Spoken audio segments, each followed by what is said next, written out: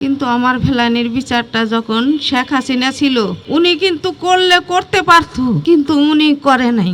বিশ্ববিদ্যালয়ের ছাত্ররা আমার ছেলের মতো, আমার মেয়ের মতো, তারা সব সময় যেন আমার ফেলানির পাশে থাকো। আমার মেয়ে ফেলানির যদি বিচার হইতো, তাইলে আর কাঁটাতারের মধ্যে কারো মার সন্তান ওইভাবে গুলি খাইয়া মারা যেত না, বা কারো মার সন্তান ওই কাঁটাতারের মধ্যে রক্ত ঝরতো না।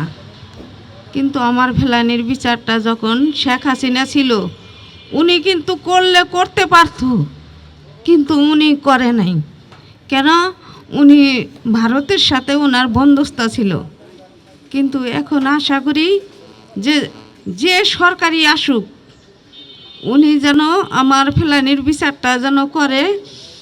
আমার ফেলানির বিচারটা যদি করে, তাইলে আর কোনো বাংলাদেশের নাগরিক দৃঢ় বন্ধনের আস্থায় শক্তিশালী স্টিলের আরেকটি নাম জেডএসআরএম ওই কাঁটাতারের মধ্যে ঝুলবে না বা গুলি খাবে না। তাইলে ভারতের লোক জানবে যে না, ফেলানির বিচার হয়েছে, তা আর মারা যাবে না। এখন যে সরকারি আসুক, ওনার কাছে আমার দাবি আমার ফেলানির বিচারটা যেন হয়। আর এই যে শেখ হাসিনা থাকাকালান্তি আমাদেরকে যে আশ্বাসগুলো দিছিল, তার বাস্তবতা কিছুই করে নাই। এখন আমি অসহায়, আমার সংসার আর্থিক অবস্থা নাই, আমার বাচ্চা কাচ্চা আমি খুব কষ্ট করে পড়াশোনা করাইতেছি।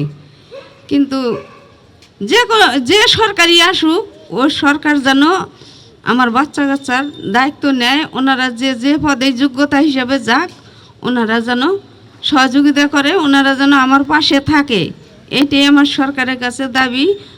আর এই যে বিশ্ববিদ্যালয়ের ছাত্ররা আমার ছেলের মতো, আমার মেয়ের মতো, তারা সব সময় যেন আমার ফেলানির পাশে থাকো, এটাই তোমাদের কাছে আমার দাবি। সম্মানিত উপস্থিতি, আপনারা ইতিমধ্যে দেখেছেন যে ওনার মা যখন বক্তৃতা দিচ্ছিলেন উনি কতটা আবেগ আপ্লুত হয়ে গেছেন। আসলে এই ধরনের ইমোশনগুলি আমরা বুঝি, আসলে আমরা যারা সন্তান আছি আমরা মায়েদের ইমোশনগুলি বুঝি।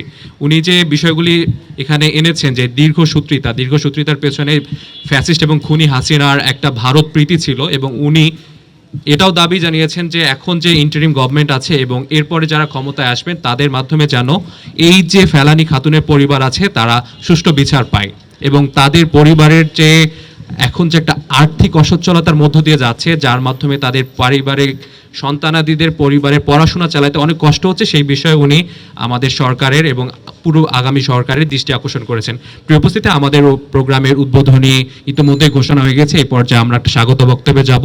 স্বাগত বক্তব্যে এ পর্যায়ে নিয়ে আসছেন ডাকসুর সাহিত্য এবং সাংস্কৃতিক বিষয়ক সম্পাদক মুসাদ্দিক আলী ইবনে মোহাম্মদ।